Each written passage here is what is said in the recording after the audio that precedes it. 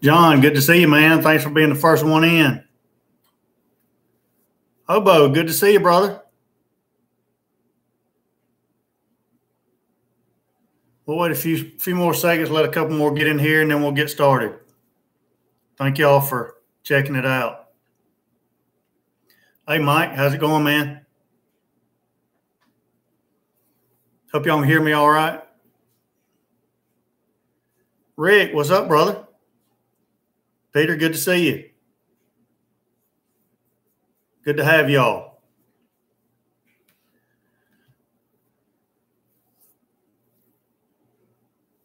Thank you. Stephen, how are them hot dogs? I saw you was cooking them hot dogs tonight. Heavy Metal, good to see you.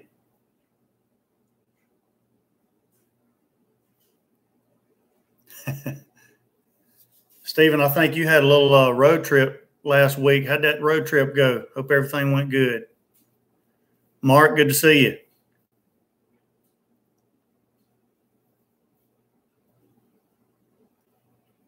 Thanks, John. We'll go ahead and get started. I appreciate everybody joining. Jus Piddlin BBQ Live, episode 5. Episode 5. I think tonight's going to be a lot better visually. I apologize for last week's stuff. I think I got it figured out. I was kind of letting the computer do all the work instead of the video card. So I had to change some settings. But tonight I'm not using that OBS software. I'm just using regular YouTube Live. So I think it'll go pretty smooth. Stephen, I'm hard. I hate to hear that, man.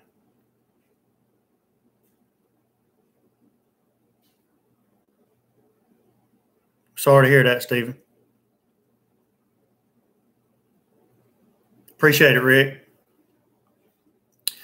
But anyway, I apologize for how it looked last week. So maybe this week will be a lot better. Of course, you can see me a lot clearer, so I don't know if that's better for y'all or not. I also want to thank everybody that joined last week and also everybody that's joining this week, but especially the Super Chat guys from last week. I really appreciate that. That's something that I didn't really expect when I started this live stream stuff. But those kind of things are really encouraging to me, and it really helps out with a small channel. So I can't really express to you how much I appreciate that kind of stuff. So thanks to those guys as well. Great Mills Barbecue, good to see you. Thanks for joining us. I'm also trying to work on maybe coming up with a little something that, you know, somebody that does those super chats, maybe I can give something back. That way y'all are getting something too. Maybe I looked at some different designs on coffee mugs with my logo on it or something like that, and I can send y'all or something. Good to see you, Justin. Glad you joined us.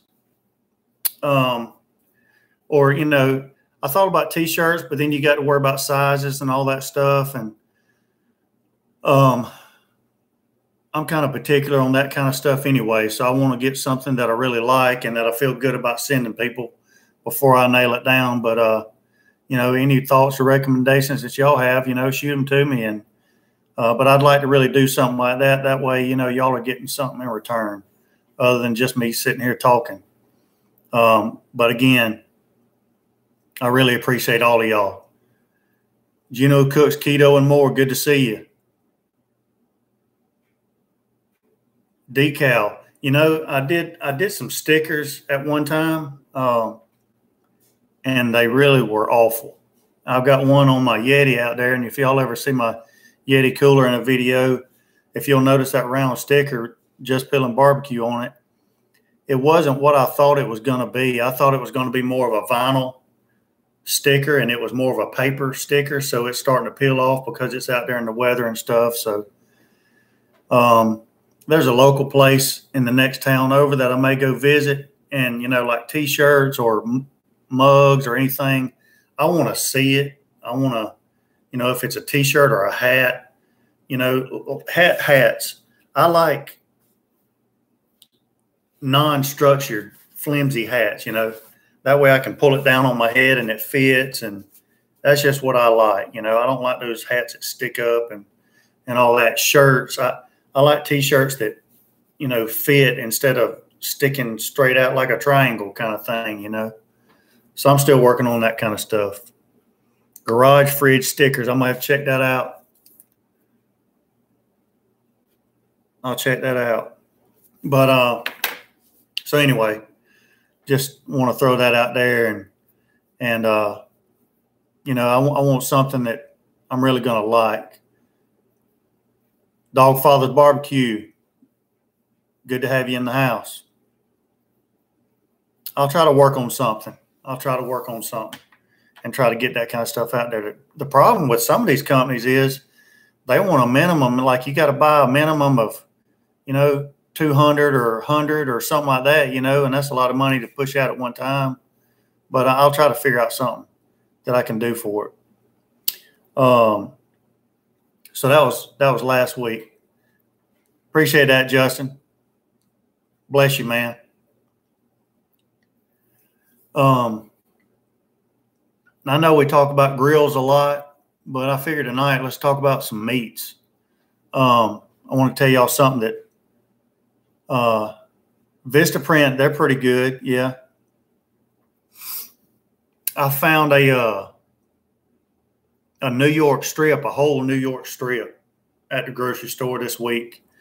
And the grocery store that we have here is usually not very good at all. It's more of a junk meat store than anything else. Thank you, Mike. Bless you, man. That means a lot, guys. I don't want to harp on it too much, but that's big. But anyway, it was about a 13-pound New York strip, whole New York strip, and it was grass-fed, and it came from Australia.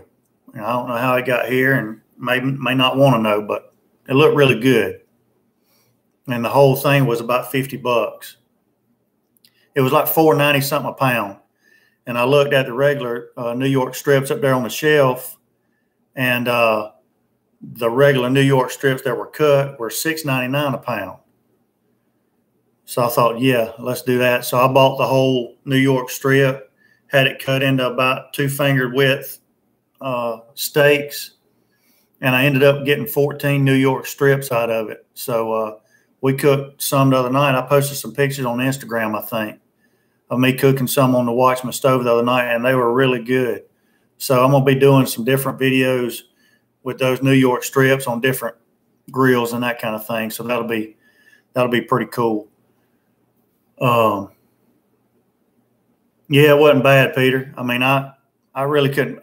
I went to the grocery store to pick up about $10 worth of stuff, and about $85 later, I came home. And but we've got a lot of beef in the freezer for us to cook. Brunswick in 2 weeks. Hey, you welcome anytime, Stephen, and I mean that. We'll have us a little grill, a little cookout out back. We'll do a little Jus Piddlin live with Stephen. We'll do it. Let me know.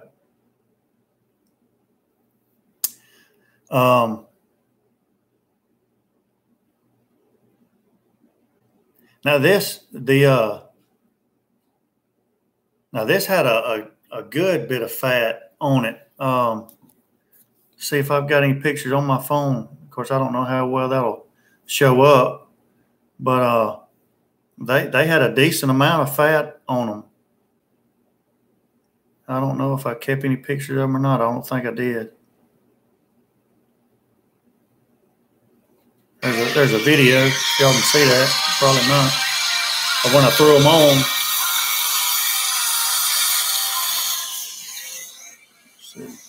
you can't see nothing on there. Anyway, they had a pretty good little fat on them, and they were really, really tasty. So we'll keep working with them. I'll do a video on them. That way y'all can see what they look like and the fat content and the marbling on them. They were pretty good.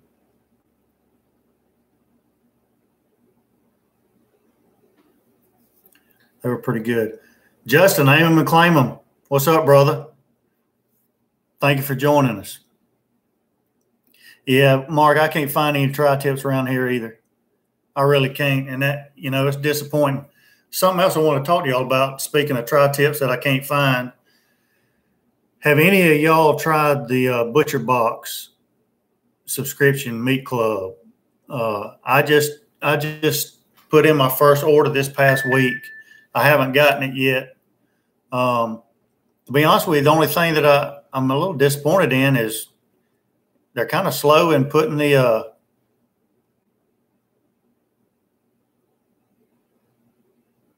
now I froze mine as soon as I brought them home, except I kept one pack out, Justin. But it's taking them a while to fulfill my order, but I'm looking forward to getting it and seeing what it's like. And I'll probably do a review, Gino. I'll probably do a review of the Butcher Box that I get. Now I got the mixed box, and that's beef, chicken, and pork. And then I got some free salmon and some free bacon because of when I ordered it. And that's one of the reasons why I did it, was because they sent me an email and said you get free salmon, free bacon, and I think free something else if you place an order now. And I looked at them for a little while, and I finally went ahead and did it. So I'm in South Georgia, and in South Georgia, you can't hardly find a tri-tip in this area. I wish we got more of it. I've done one. I did a video on it, and I think I smoked it on my Silverbac and then seared it off on one of my other grills. I think on the Watchman Stove, and it turned out good. But I just wish we had more selections of tri-tips, and brisket too, for that matter. We don't have a whole lot of choice as far as brisket goes. I'm gonna do a brisket cook before long, and I'm just gonna order it online and do it like that, because I'm not going to be able to find a good brisket around this area.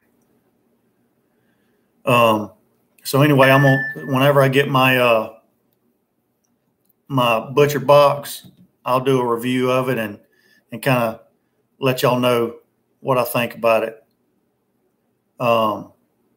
And just so everybody knows, and I'll say it again in my videos, but I paid for the Butcher Box. They're not sending it to me for free or anything like that. So it'll be an honest review.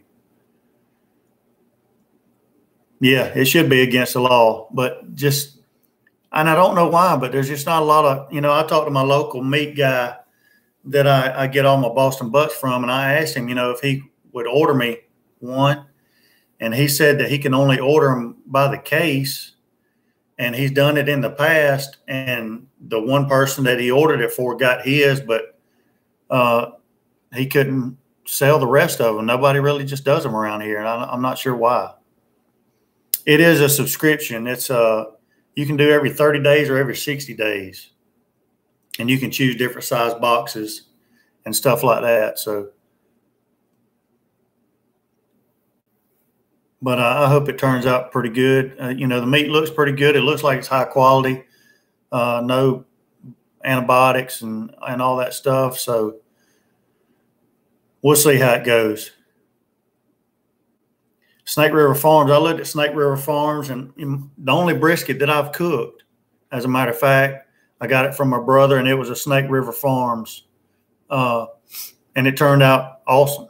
And it should have turned out awesome. They're not cheap meat, but they don't taste cheap either. You know what I mean? So, that's one of those things that you get what you pay for. Yeah, I've heard mixed reviews about the Omaha steaks. I don't know, I don't know how they would be. Anybody that's got any experience with Omaha steaks, y'all chime in and let me know. I think Justin over Aim and Claim just got some Omaha steaks, so he might be able to let everybody know. And I've heard a lot of good things from Matador meats too. I know Russ over at Smoky Ribs has got a lot of Matador meat, and they say that that's good. Yeah, it is expensive, but you just want to take your time with it and and do your research before you do it, you know, and make sure it comes out good.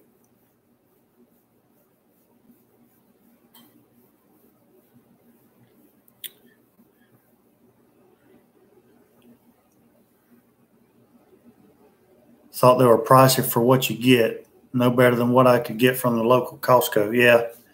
And see, that for me, we've got a Sam's here, but our nearest Sam's Club is hour and 15 minutes away, probably a good hour at least. So, you know,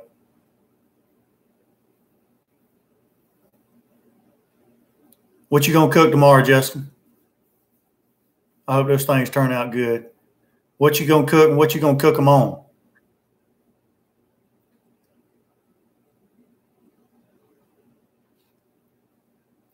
TNT Barbecue, good to see you, man.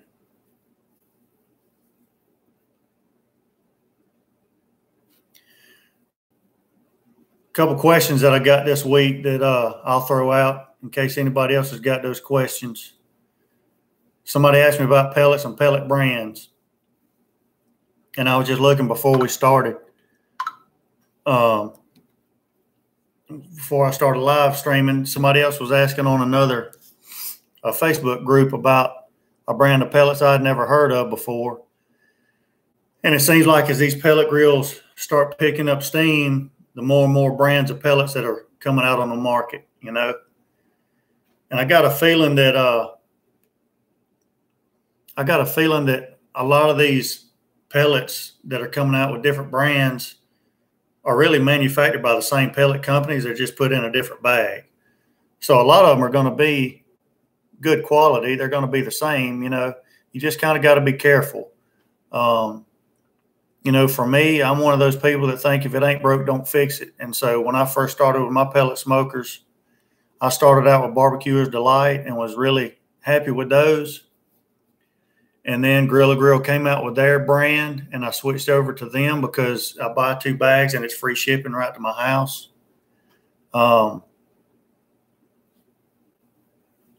So I've been really happy with those. I think they're very similar to Barbecuer's Delight.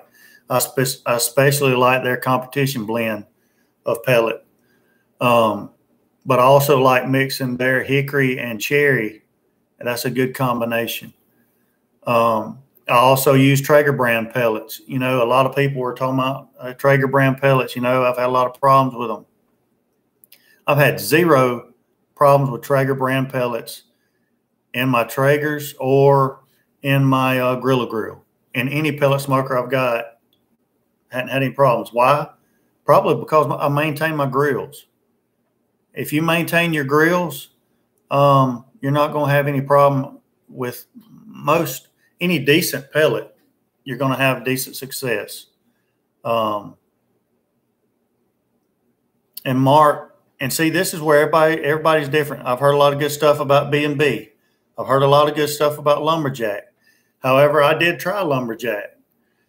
And for me, and this is where, you know, everybody's got their own preferences.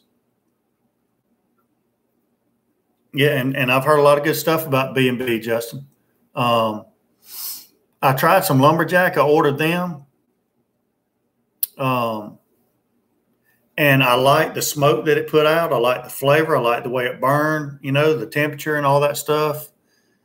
The only thing that I didn't like, and I went through 3 bags of them, is that when I cleaned my pellet grill out, there was almost twice as much ash in the bottom of my smoker as there was versus, say, a Grilla Grill or Traeger or a Barbecuer Delight brand.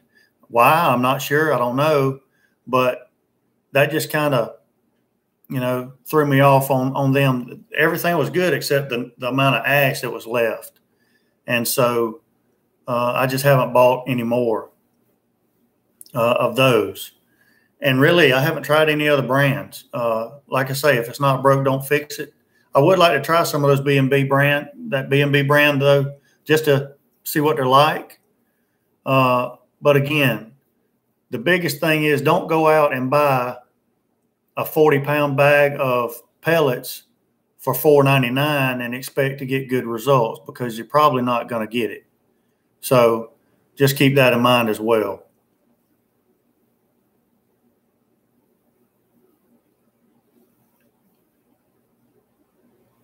Peter, that's a good idea. I had a camp chef. What kind of problems did you have with it, Rick? Like you have a flame out or something?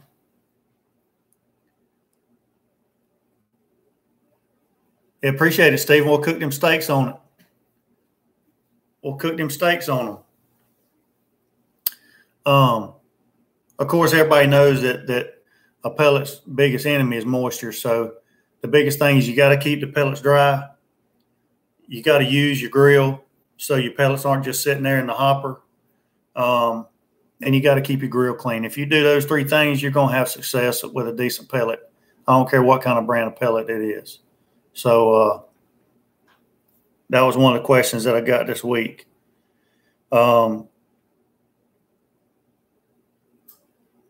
guy asked me to compare. He's always been a stick burner, but he's got real big grills, real big stick burners, and he uses those mainly to cook for the church. And they probably got moist. If they don't have a little snap to them and they kind of crumble like cornbread, they got moist, Rick. That was a problem with those. And that's one way that you can check. You know, every now and then, if it's been a little while before you do a cook on your pellet smoker, go out there and lift your hopper lid and just grab one of the little bit longer pellets and just snap it between your fingers. And if it's got a little snap to it, then it's fine. But if it crumbles, then you might want to change them out before you start that cook and save yourself some heartache. How do you store your pellets? I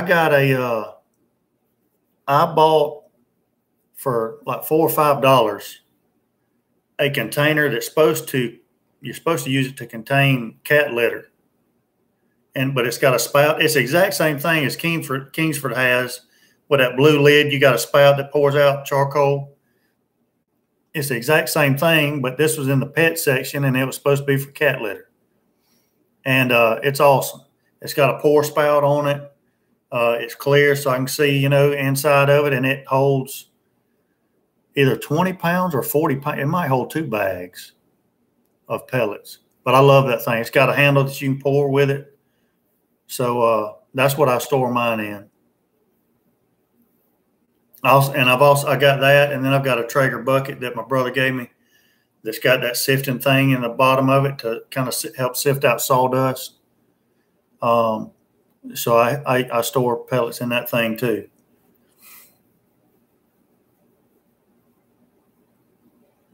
Yeah, a big cat food Tupperware thing. That's about the same thing. 40 pounds. That sounds right. And that is right, Stephen, because what I have done before is taken 2 different flavors of pellets, and I'll pour a layer of one, then a layer of another, back and forth. And you can actually see the stripes of the different flavors, say if it's a mesquite and a pecan or something. You can kind of see the different layers in there, but that's one way that you can use to mix different flavors of pellets in there. So it will hold 2 bags. I'll do that, Rick. When I get off of here, probably tomorrow, I'll add that container to my affiliates link. I saw a while ago, matter of fact, I think I was just looking at it, where there was somebody was selling buckets to put pellets in, and you can buy 10 buckets for $40 or something like that, which really isn't too bad, I guess. They come with lids and all that. But anyway, the guy, he did a lot of cooking with his church, and he had stick burners, but he wanted something a little smaller, a little more convenient for his house. And he was thinking about either a Silverbac or a Rectech. And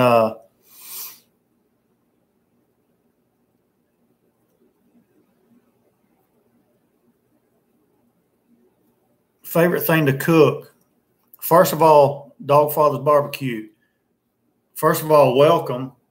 And second of all, thanks to Justin over at Aim 'em and Claim 'em for giving me a shout out on his live stream last night.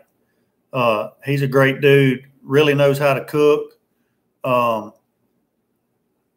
Does a lot of cooking with competitions with Traeger and stuff. And I think I've said before, my brother, he works for Traeger. And so me and him, I've sent my brother over to Justin's channel too to check it out. But, you know, really appreciate him giving that shout out. But what's my favorite thing to cook and on what? My favorite thing to cook is Boston butts.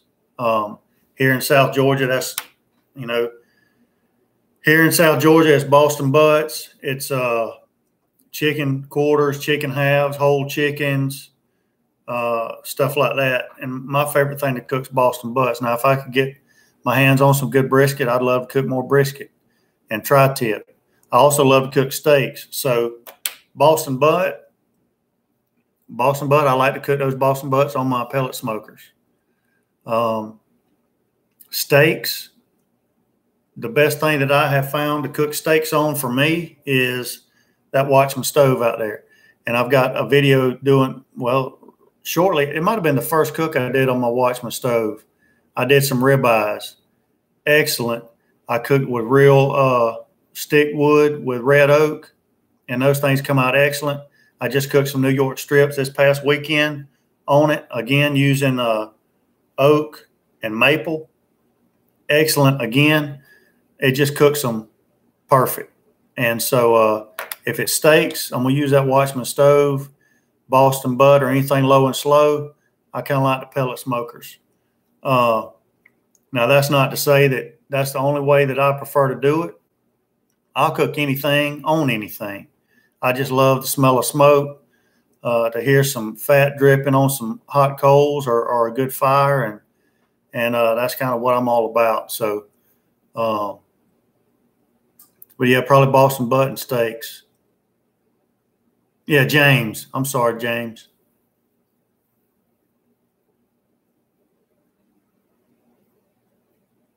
James, he's got a good channel, man. He does some good stuff. And I'm a big fan of Mexican food too. And he does a lot of stuff that I wish I could do. And especially now that I'm trying to do this keto stuff, that kind of throws out the tortillas also. But we did find some low carb tortillas, and we've still been hitting some of the Mexican food, but James does a lot of good stuff with that Mexican food too.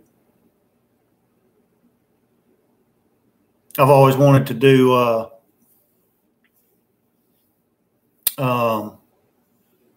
James, what's the stuff in the corn husks? I've always wanted to do those. You might need to do, I'm sure you've probably done them before. You might need to do a video on that again and tag me in that. Tamales, man, I love them things. Those things are awesome. Those things are awesome.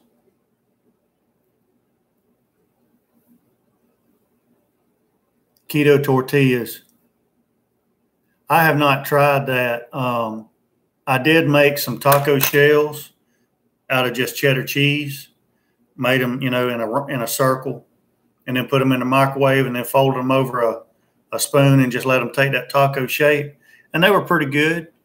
You know, they weren't bad. Maybe a little bit too cheesy. And I bet they are a lot of work, but I bet they're worth it in the long run. You know, a lot of stuff that's a lot of work is worth it in the end. Man, them things are good. Yeah, and they were a little salty, maybe a little greasy, a little too cheesy, you know, but how far am I from Valdosta? I'm about probably 2 hours, 2.5 hours from Valdosta probably. I'm closer to Savannah. I'm about 45 minutes from Savannah. Yeah, probably 45 from Savannah.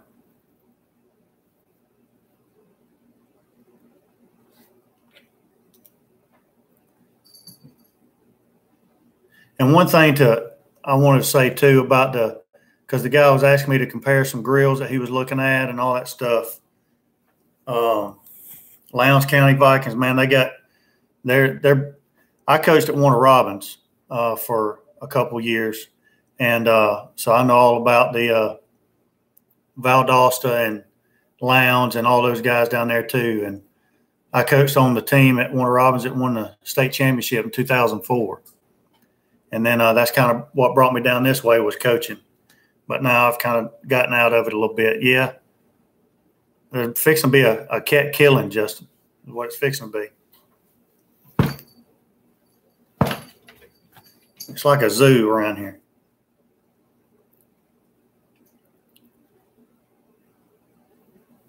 Absolutely. I'd love to do that, Peter. That'd be fun. That would be really fun. And me and my brother, they have a big barbecue competition in Vienna, Georgia. It's called the Big Pig Jig. And me and my brother were going to do it this year, and just it didn't work out. So we're kind of trying to plan on doing it next year. So I hope to do stuff like that. But yeah, I'd love to travel and judge. Matter of fact, I did a video of me doing a road trip, and I helped some guys with Traeger cook in Valdosta at the there's a big hardware store down there. And we did a fundraiser cook down there, and all the EMTs and first responders and all that got together and cooked, and we had a judging and all that stuff. And it was a fundraiser to raise money for the Boys and Girls Club down there. And so I went down there to Valdosta to do that. So that was really fun. Anything like that with barbecue, I love stuff like that.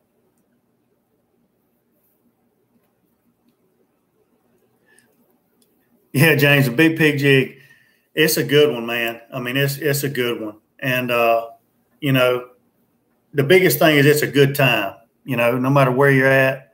And, James, I know that you know all those barbecue competitions like that. It's you know, it is about the barbecue, but it's also about the fellowship and having a good time and all that. And I probably hadn't been to the Big Pig Jig. I grew up around that area.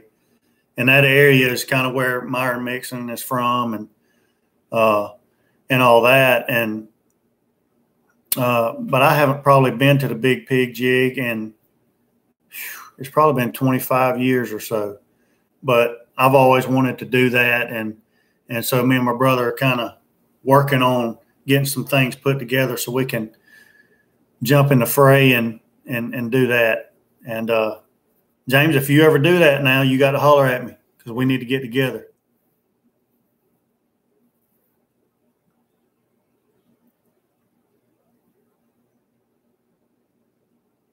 Yeah, Sonny's Restaurant Barbecue.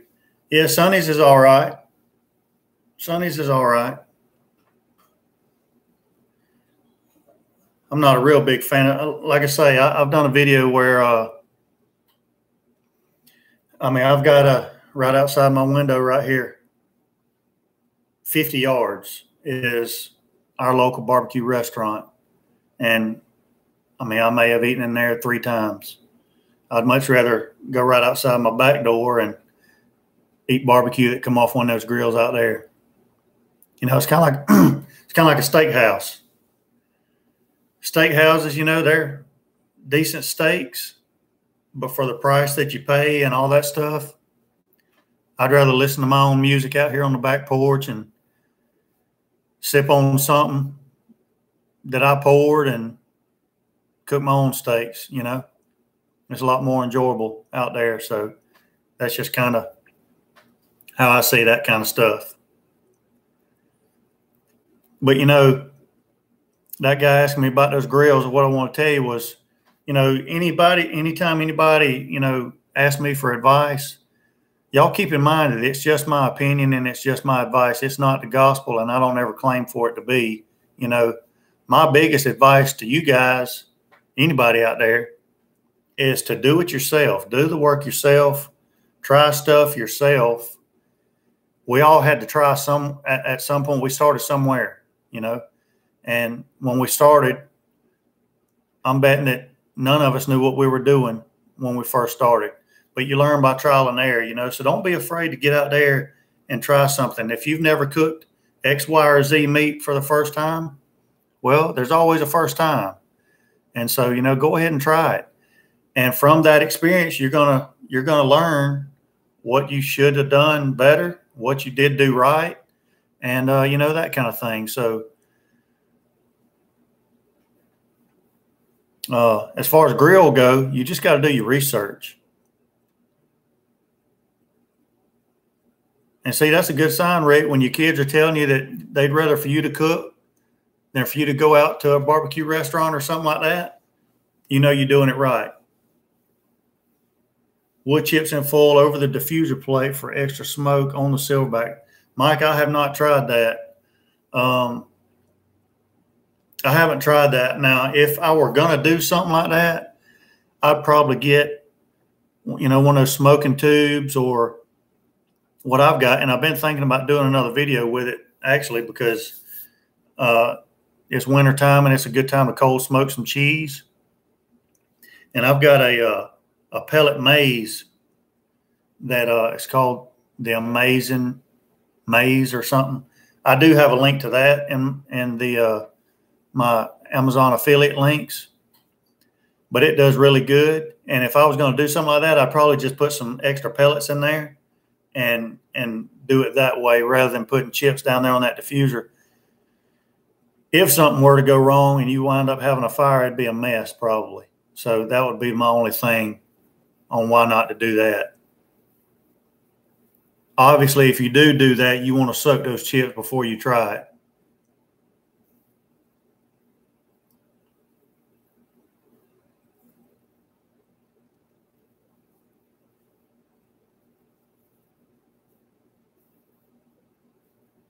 Yeah, that maze, I've got it in my affiliate links down there. And you're talking about really easy. And cold smoking cheese, I've got, I think, 2 videos on that now. Really easy and really adds a great flavor to any kind of cheese, whatever kind of favorite cheese that you like, as long as it's not a hard cheese like Parmesan or something like that. You want a softer cheese, but it works great, especially when it's cold outside and you can keep those temps down and just get nothing but smoke on them. Works really well.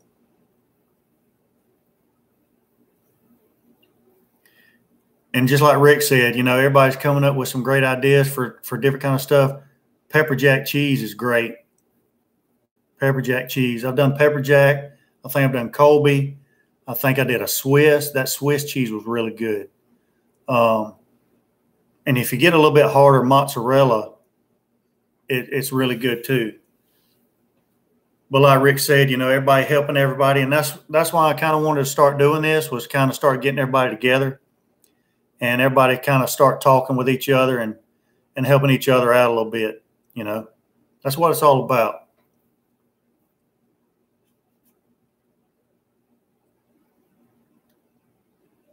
And I think we covered the problems with the grills. You know, the biggest thing is keeping your grills clean so you don't have problems. You know, there's several people that have had problems with grills and they say they don't know what's going on with them. And then you go over there and look at it and, you know, their stick burners look like grease pits and their pellet smokers look like ash dumps. You know, that's no way to cook.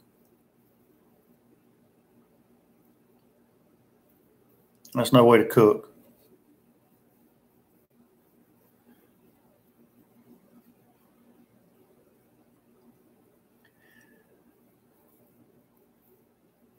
The wedgie, I saw that just a while ago. I saw the smoking wedgie, I think is what it's called, or something like that. That looks like a pretty neat deal. And the way it's shaped, you know, it would be kind of a space saver in a way if you put it over there in your corner, I guess.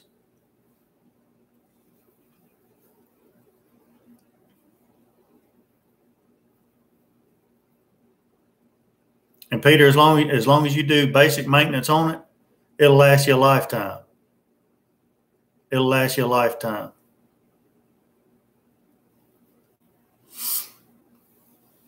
Now, Gino, I've been doing some. My wife and I, we've been doing some muffins, And we just recently started adding a little bit of blueberries, fresh blueberries in there, and doing them in the oven. But I've been working. My mind's been working. I think I'm gonna do a video of those muffins and do them on the pellet smoker and see how they turn out. Those little muffins have been a lifesaver. We do a batch of them, and it makes about 18 muffins, which is about 2 mornings worth of breakfast. So it cuts out a lot of work for breakfast. And those things are really good. So I may do that.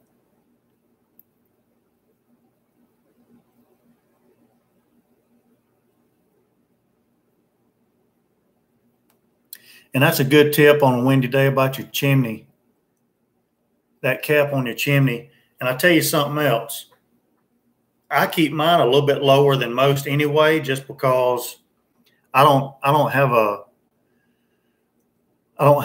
cover on my Silverbac, at least. And I had noticed, like if I've got it on the edge of my back porch and it's kind of mist and rain and there's a little wind, that mist will kind of blow in there, and get under that cover.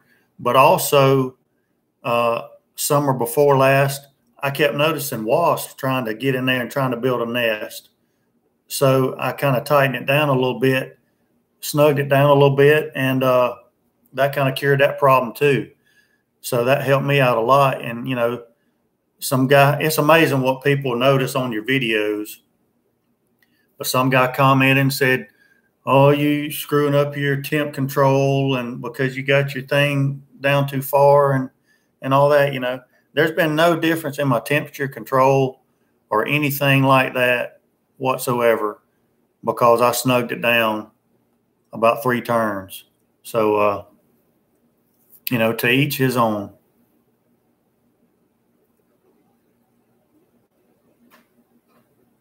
Woo! Well, I don't know about that, Mike. I don't know if I'm ready to start competing in some competitions. I mean, I'm ready. I think it'll be fun. I mean, am I ready to go in there and, take home the trophy and all that? I'm not ready to take on guys like James, that's for sure. But, it's all about having fun, and, I want to be serious about it, obviously, but yeah, I mean, I'm ready to get into a competition and see what it's like, and just do the experience and fellowship and have fun and see how we do. But, my expectations are really low because I've never done one before. But like I say, we all started somewhere, and so, it is what it is. Some of these other guys that have done competitions, they can probably tell, give me some pointers on what it was like their very first time they jumped into the fire into a competition, So now I wouldn't mind finding some smaller things to do before I jumped into the big pig jig or something like that, but I think it would be fun.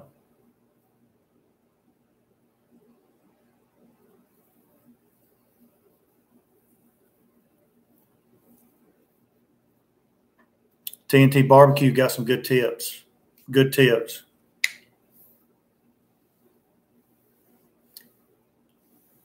Dogfather, that's right. It's all about the experience and the good people that you meet. That's right. That's what it's all about. That's what it's all about. And that's why I do this channel. Just to kind of share, getting out there in the backyard, and just enjoying your backyard. A lot of people don't do that anymore. And that's another thing about the pellet smokers and all that stuff. People say, that that's not real barbecue and, and all that stuff. I say that's bull crap.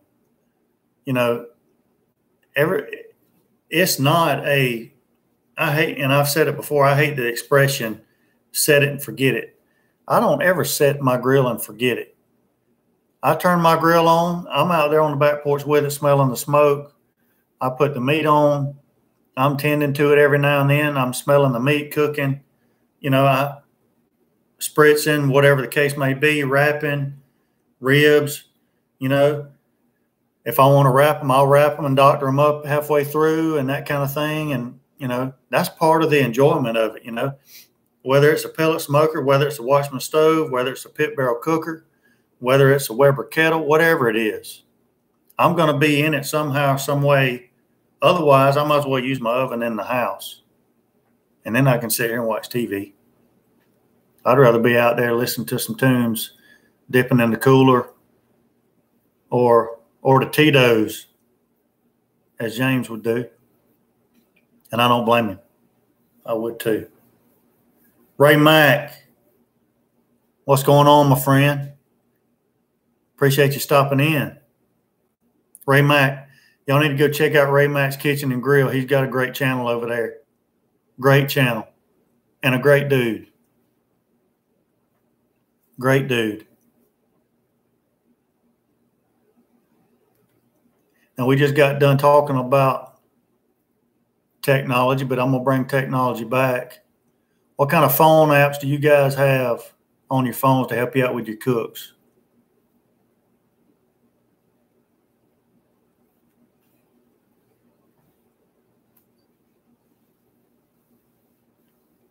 Tito's is hard to beat, that's for sure. You are right.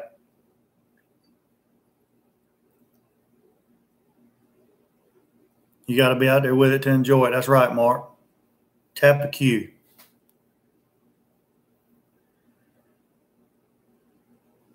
The only thing that I've got on my phone app-wise is I got the iGrill Mini for my Weber kettle. And I've also got, what else did I have on here?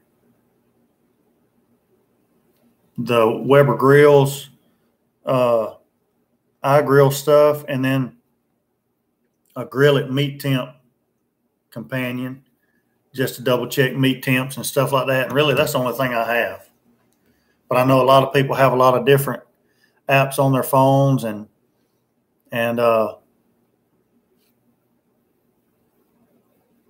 Heavy Metal Barbecue, they ain't nothing to be sorry about, brother.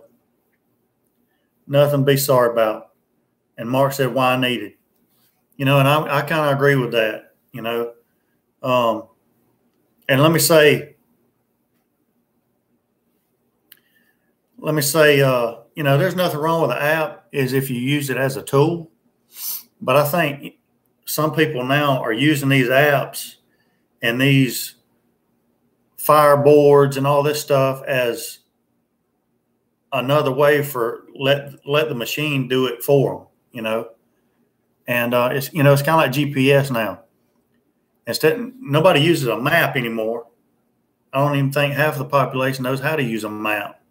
They just plug it into a GPS. Well, that's why that GPS takes them out in the middle of the desert, and they wind up dying out there of thirst and heat exhaustion because they trusted that GPS too much. Don't trust these things so much, these phones and these apps and all that. Don't put your faith in them so much that you're not doing the one, you're not being the one in control of your cook. Ultimately, at the end of the day, you're still in control of your cook. And, you know, if something goes wrong, don't blame it on these things. Don't blame it on the grills. Blame it on yourself. You've still got to be the pit master in your backyard.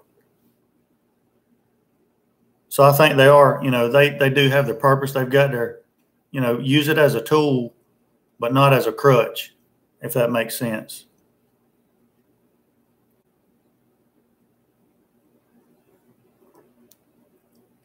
Keto coffee, by the way, Gino. Last week it was Southern Comfort and Coke Zero. I'm going a little milder this weeknight with a little keto coffee. It's a little chilly, a little chill in the air. So I felt like a little keto coffee.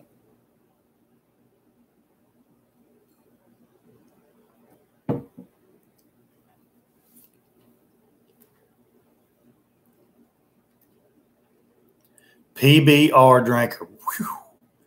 Peter, that's serious there, brother. PBR. I ain't drank a PBR since I was in my teens. And that might have been on a dare, Peter.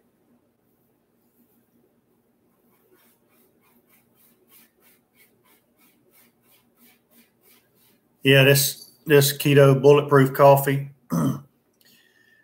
In here, I've got 2 tablespoons of the Kerrygold grass-fed butter, tablespoon of coconut oil. I did 2 cups of coffee, a dash of cinnamon, and then I do a 1 scoop of my Muscle Farm Combat vanilla protein powder. And then really it's kind of like a meal replacement. But the protein powder doesn't have any sugar. I think maybe 1 gram of sugar, maybe 0 grams. I looked the other day, but I'll have to look again. But it winds up being a pretty good meal replacement, especially in the mornings. If I don't have time for breakfast, I'll mix up one of these real fast, and it does pretty well. I haven't tried that, Mike. I did see an ice cream yesterday. Ice cream. But it was made with, I don't know, some kind of pea powder or bean powder or something, I don't know. But from what everybody said, it tastes like ice cream. I'm not sure. Let me tell you something about the keto stuff. Now, I've been doing it since September, and I feel 100% better. But a lot of these recipes that you see on YouTube, and they made something out of all kind of stuff, and it's supposed to mimic this, and they eat it and they say, oh, it's so, man, that's so good, Listen, if I ever tell you on one of my channels that it is good, then it's good. If it tastes like crap, I'm either A, not going to put it in my video, or B, I'm going to tell you, don't try this because it tastes like crap. I'm not going to feed you a bowl of turds and tell you it tastes like mac and cheese when it tastes like turds. And some of this keto stuff tastes like turds. The whole apple cider vinegar thing, and they call it Ketorade or something. Yeah. Well, I got some apple cider vinegar, and I made one of those, and that's tasty. You gotta make one of these. Well, I made one of those. There's nothing tasty about it. I don't care what you do to it. That thing will take your breath, and don't breathe on anybody else for a couple hours, because you're gonna peel their wig back. So some of the stuff is great, but some of the stuff that everybody says, oh man, that's so wonderful. No, it's not wonderful.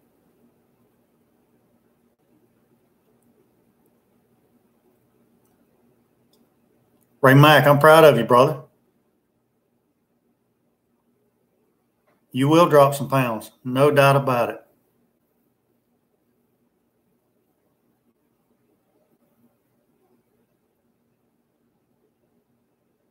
I've been wanting to try some of those. I saw a recipe for some cheesecake, raspberry cheesecake fat bombs. I've been wanting to try those. I tried some fat bombs one time, and they told me to make it with protein powder, and I already had some, so I made them. And it tastes like I was eating a candle.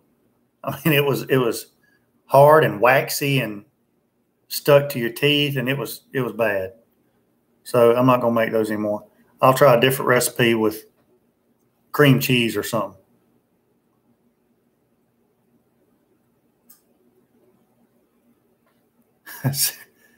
Sarah Brooke. Sarah Brooke, is that my daughter, Sarah Brooke? I bet that's my daughter. All y'all tell Sarah Brooke, hey, that's my daughter. Beautiful girl. Love you, babe. Hey, that's good stuff.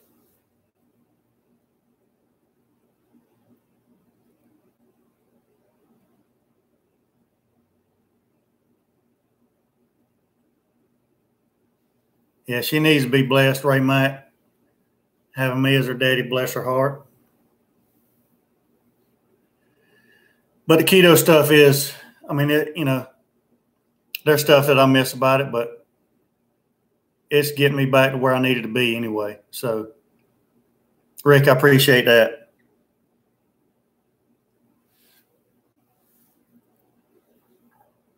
Love you, babe. That's good stuff right there, guys.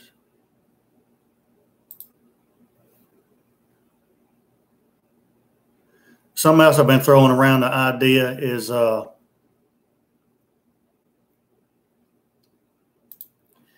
maybe doing some kind of morning show. Maybe Saturday morning, Sunday morning, something like that. Maybe doing it Saturday and then posting it Sunday, something like that. And, I don't know, Jus Piddlin sunrise or something, and just have a little coffee and discuss some barbecue news. There's no, does anybody even know if there is actually a barbecue magazine, any kind of barbecue news? James might know. TNT Barbecue might know. I don't know. But, everybody has their, websites and, vlogs and all that stuff. But, I mean, some real barbecue news, what's new in the barbecue world, trends and who's hot and who's not, and good places to go eat barbecue, There's a lot of places that I'd like to know about. And, there's places up in Atlanta, good barbecue places up there that I'd like to go to that I've never been to before, There's a good place, I'll tell y'all right now, there's a good place in North Carolina that I went and ate at. I'll try to find it real quick. And I mean really good barbecue.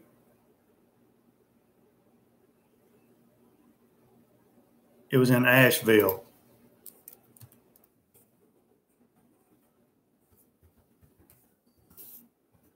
It was in Asheville. Buxton Hall Barbecue. Buxton Hall Barbecue. That was a great place to eat some barbecue. And they had this stuff that I had never had before. I had never heard of it before. I'm fixing to try to find it and see if y'all have heard of it. And it was awesome. It was kind of like a barbecue hash.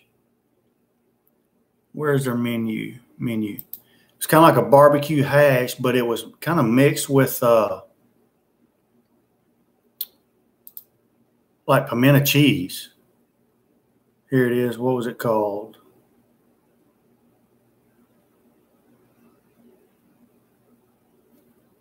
What was that called? I had never heard of it before. This is a lunch menu. Let me go back to the dinner menu. It started with a P, I think.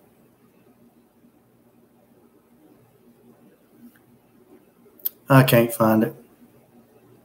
But man, that stuff was off the chain. But it was like a barbecue pork hash, but it was like mixed with some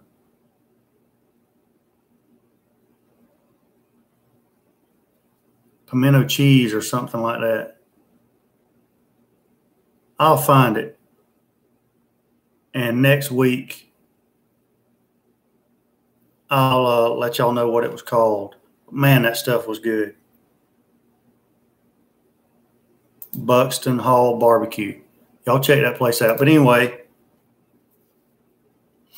just discussing stuff like that, maybe a bucket list of places that you guys would like to go eat barbecue at or something like that, or, the latest up and coming grills that are on the market, different kinds of grills and stuff like that. The next big, barbecue competitions or something like that, So may just try that for a couple of weeks. See, maybe shoot it on Saturday morning and post it on Sunday morning. So if y'all are coffee drinkers, y'all can drink y'all's coffee with me and listen to what I have to say about upcoming news. Do a search on the internet or whatever, and appreciate you stopping by, Dog Father. Big Lee's. Obviously there's big guys, the Shed and places like that. But what I have found is the hole in the wall places are the places that I like. My mama owned a barbecue place for several years in Perry, Georgia, and it was called the Rib Cage Barbecue. And she did ribs, she did leg quarters, she did pork butts, pulled pork. She did baked beans, Brunswick stew, potato salad, and coleslaw, and that was it. And you didn't go inside; it was just drive-through only. But in the back, she had a little courtyard back there with some picnic tables. You could go back there and take it back there and eat it if you wanted to. And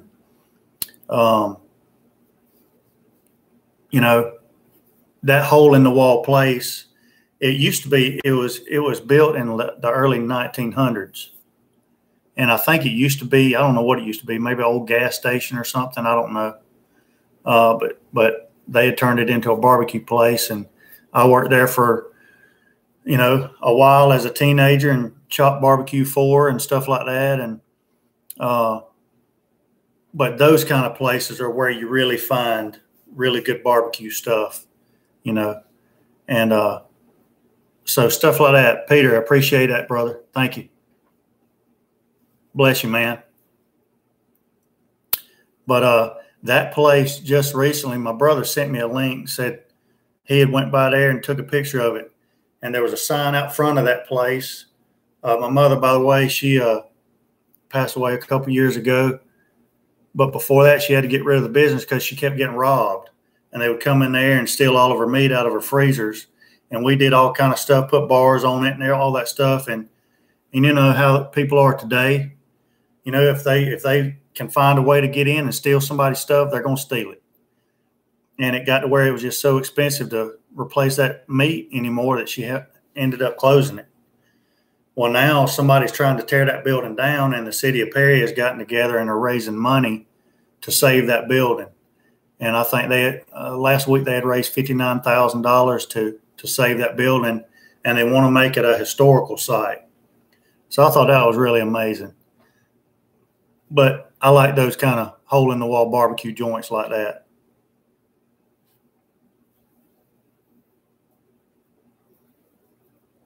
Some of my students do watch, Mike. I do have, and I've got two of my students actually gave me some barbecue sauce that their grandmother made for me for Christmas. And I told them that I would do a video with their barbecue sauce in it, and post it and give them a shout out and all that stuff. So I've still got to do that. It's still sitting over there on the counter. I hadn't even cracked the lid to open it to taste it yet.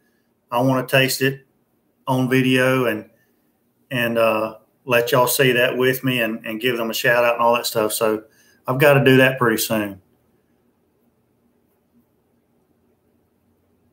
Mark, thank you for joining us, man.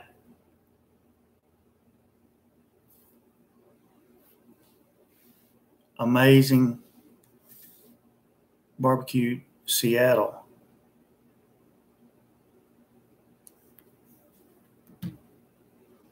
It's kind of weird though, with some of my students watching, because they're probably not into Southern Comfort and Coke Zero very much. but I am of age. I know I don't look it, but keto coffee.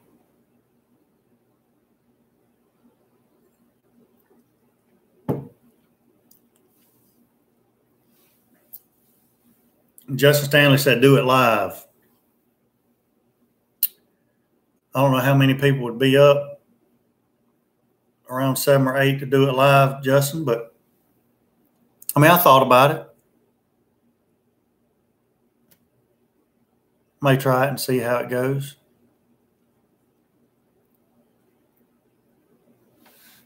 One thing I do like about the live stuff is I don't have to edit. Editing is a pain, especially with all the bloopers I usually have.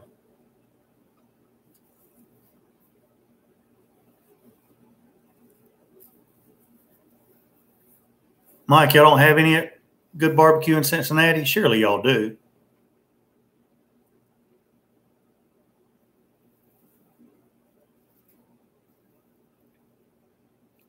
Peter, where are you from?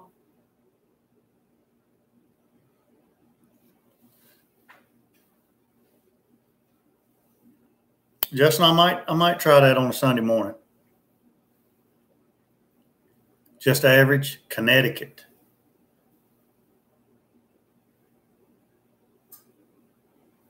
Peter, what kind of grills do you have? Is Connecticut a big barbecue place? I'm stereotyping. So don't take it the wrong way, Peter. I wouldn't think Connecticut would be Connecticut doesn't seem like a big barbecue place. Which it don't matter where you're at, you can cook barbecue anywhere. When I think Connecticut, I think, and I don't know why, because it's probably totally wrong, I think like clams and lobster or something like that.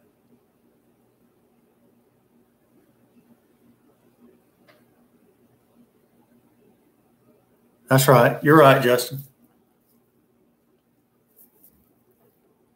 Yeah, that's Maine. Yeah. Well, Peter, maybe I just need to move to Connecticut and just start a barbecue joint up there in Connecticut.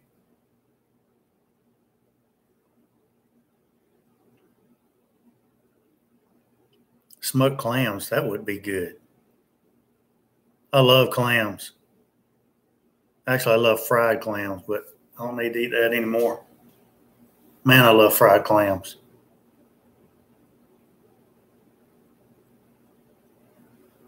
Big dog.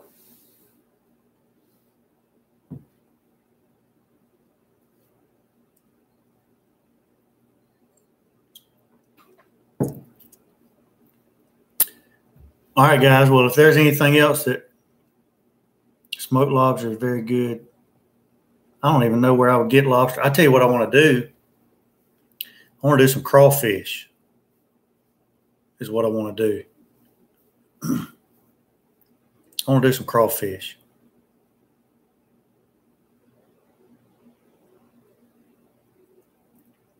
And I've got a steamer out there that I've been wanting to put a low country boil on the channel for a long time.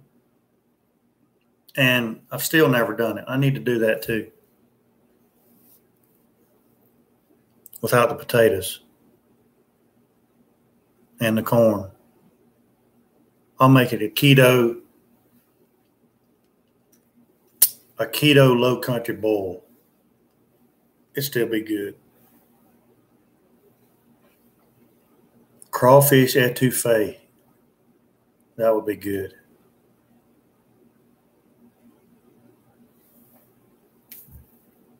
I'd have to order them though. I can get some from a local meat place, but they're frozen.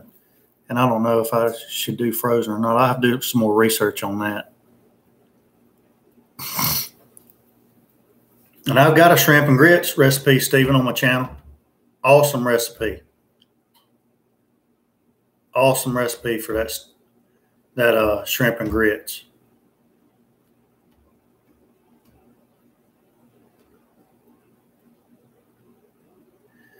The best smoked sausage I've ever had, TNT, is 2-3 miles right uptown here. A place called Mike's Meats. That's where I get my Boston butts from. But they've got, and it's the same sausage that I put in my Low Country boils. But it's not a big sausage. It's a skinnier sausage, about the size of your finger. But it's a nice, really savory smoked sausage. Great smoked sausage. I love their smoked sausage. That's probably my favorite. It's kind of like it's very similar to a Conecuh sausage. A lot of people in Louisiana use that kind of sausage. It's very similar to that kind of sausage.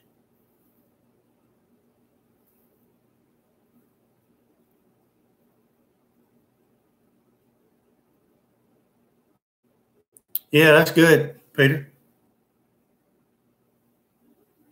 Can you order the sausage? You know what? I'll talk to them sometime this week and see if they can ship that sausage. And if they can, I'll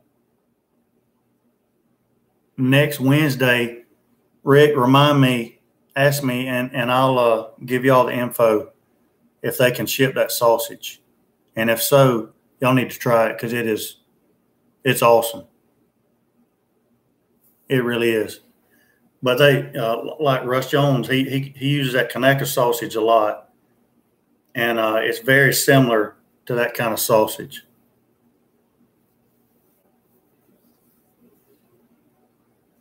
Yeah, man, that'd be awesome. That would be awesome. Either way, I'd enjoy it either way.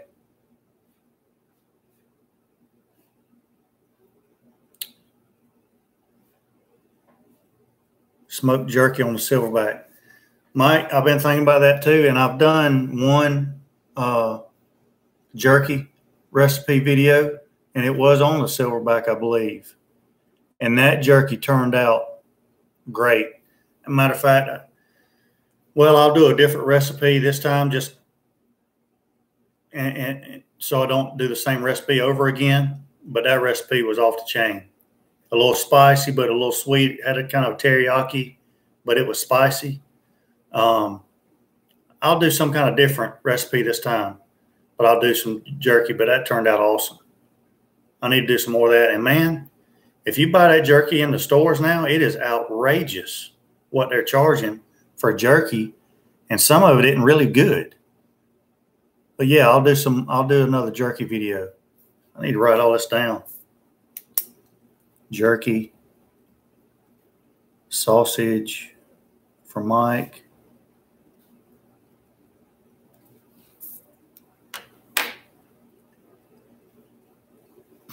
Yeah, check it out. It's a good, I mean, if you do that recipe, great jerky.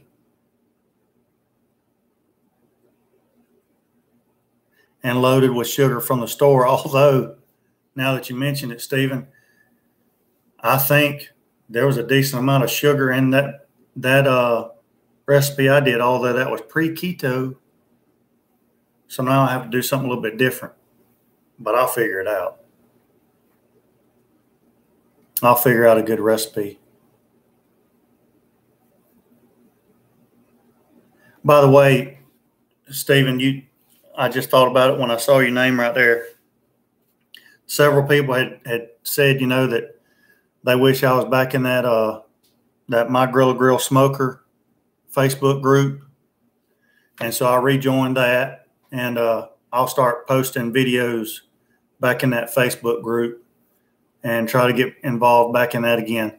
I love the Grilla Grill community and all that stuff, and they've been as nice as they can be to me and all that.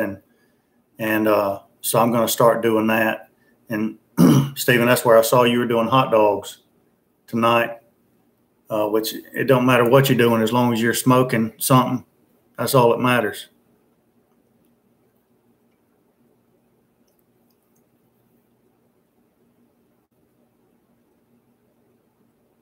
on making it not taste gamey. Is that what you're asking? Is that from one deer? If that's from one deer, that was a big deer.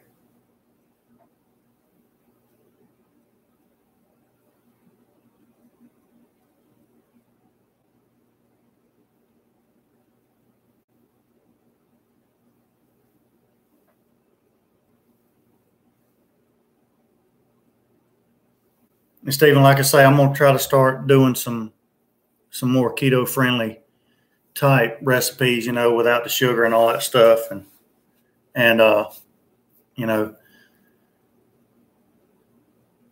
and here's the thing about that. You know, you think barbecue, you think, you know, nobody's gonna be interested in, you know, something that's no sugar, no this, no that. But, you know, there's a lot of people that are, you know, just because you're eating barbecue don't mean you have to be unhealthy, or you don't have to watch your sugar, or don't have to watch your weight or all that stuff. You know, you can still eat healthy, but still like barbecue too. So I'm going to try to do a little bit better as far as that goes. TNT, what I have found is, now I'm not talking about jerky. I don't think you could do this with jerky, but, and this goes back to my mom. And if y'all will watch my intro video, I talk about my mom some in there, but she did 2 deer. Okay. Because if you had killed 1 deer and had 300 pounds of meat, I want a picture of that deer. But my mom, she had written articles for Buckmaster Magazine for a while, and it was cooking. It was wild game recipe articles for Buckmaster Magazine. And I've got probably about 10 or 15 of her magazine issues of Buckmaster Magazine that she's in the closet in there. So she did a lot of big game recipes in Buckmaster Magazine back in the day. And one of the first things that I learned from her was to try to get that gaminess out of your deer meat is to soak it in buttermilk for a while. And so, like, I would, if I got a back strap or a deer tenderloin, my favorite way of cooking it would be to cut it into medallions or nuggets, just like a chicken nugget. You cut them into those nuggets and then put them in a bowl and cover them with buttermilk, and then set it in the refrigerator for an hour or 2. And when you take it out, you know, not to be gross or anything, but it ends up looking like strawberry milk is what it looks like. And what has happened is that buttermilk has drawn some of that blood out of the meat. And thank you, Rick. Bananas for the Grilla. Love it, man. But that buttermilk has drawn out some of that gamey blood out of the meat. And so if you want to, you can drain it, cover it again, and do it another time. But most of the time, once is enough. So once you pour that buttermilk off, pour that meat into a colander and then rinse it under cold water, and that gets the buttermilk off. And then I would pat it dry and then do a little egg wash, and I would do half of them in flour and fry them in a cast iron skillet, or half of them in cornmeal and fry them. To me, I liked them better in cornmeal. But either way, and there was no gaminess at all, and they were just butter, tender, and beautiful. But that's the way Mom always told me to get rid of that gaminess, was to soak your deer meat in buttermilk. So give that a try, and maybe that'll help you out with it.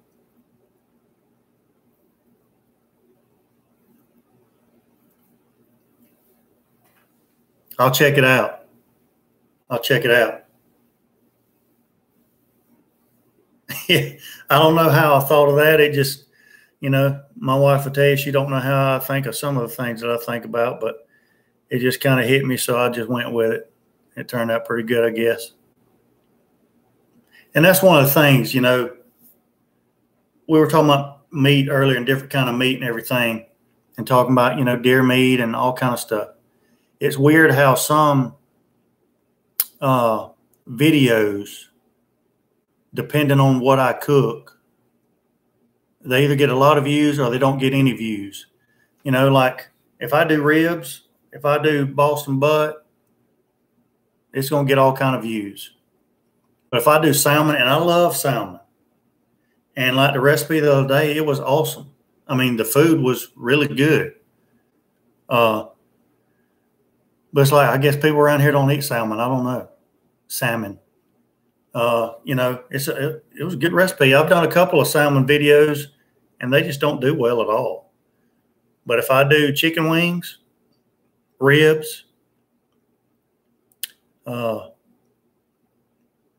butt, anything like that, it does great. So I don't know. But, you know,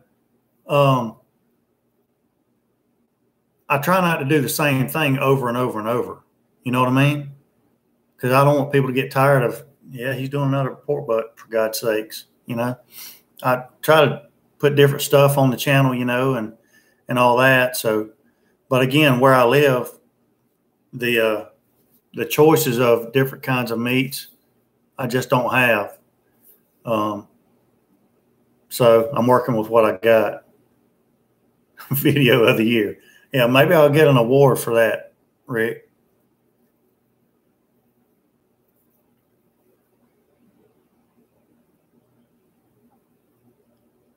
Try it. I'm telling you, it works. It works for the deer meat, you know, that I've gotten. You know, like I say, the backstrap, the tenderloin, those kinds of meats. That's what I've always done, and it was because, you know, that's what Mama told me to do, and it works. So try it, and, you know, let me know if it helps. But that's all, you know, that's what I've always done. Now, the problem that you're going to have is if you've done some hamburger, I really don't know. There's just about not any way to get that gaminess out of hamburger. And I've had deer burger that's been gamey like that before. And, man, there's just about not anything you can do. I don't care how you season it. You just about can't get that out of there for some reason. I'm not sure why.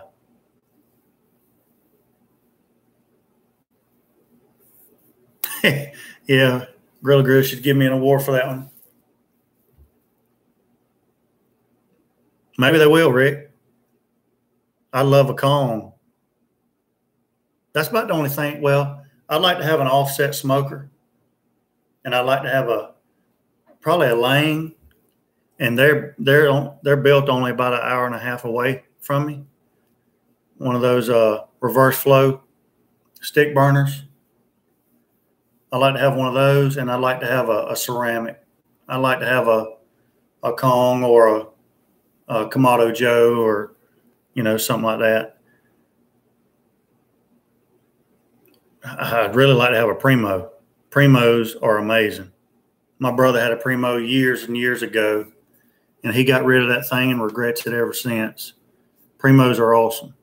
I like to have a Primo, or, you know, Kamado Joe, Kong. Beet green eggs are okay, but I'm kind of not a fan of the company itself. The cookers are good. Mike, I appreciate you hanging in there with us, brother. We went kind of long tonight. Thank you so much. Hope you have a good week. And guys, I reckon I'm going to turn it in too. We've been going about an hour and 20 minutes or so. It's been a long one, but it's been some good conversation too. A lot of helpful people on here tonight. I want to thank everybody for tuning in. TNT, good to have you on the channel. Godfather and James from Amy McClaymon for stopping in, and Ray Mack, all those guys that tuned in, I think, for the first time tonight. I know James just stopped by briefly for a couple times, but all y'all, man, it's been a blast. I thank y'all for tuning in every week. Every week when I hit go live, I start looking at the screen and thinking, man, what if nobody shows up this week, you know? But y'all keep showing up, so I appreciate it. I'll find out about the sausage from Mike and see if they'll ship it. I'm going to check into some jerky recipes, see what I can come up with as far as that goes, and maybe some keto-friendly recipes that I can share with y'all. Some of them may be quick stuff like my keto coffee or those muffins that we do or something like that, you know. But I appreciate all of y'all, and I hope y'all understand how much I mean that. Y'all are why I keep doing the channel. So I appreciate it. I'll think about that. Justin, I'll think about that kind of Sunday morning show, see how it goes. And y'all stay tuned to my Facebook channel. If I decide to do it this Sunday morning, I'll post something on my Facebook channel. May put a short preview video up on my YouTube channel or something about it, but may try to get that going, see how it goes. All right. So I appreciate it, guys, very much. Hope y'all have a great week. God bless you. And until next time, I'll be piddling.